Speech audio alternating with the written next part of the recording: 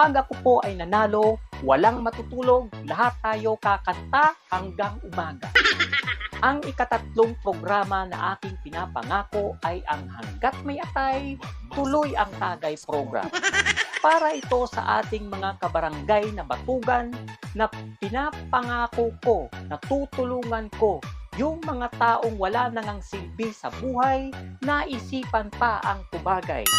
Pag ako po ay nanalo, sinisigurado ko po sa inyo ng ating mga kabarangay na batugan, bibigyan ko ng bisyo, bibigyan ko ng 10 kahong alak kada araw hanggang sa matunaw ang atay mo.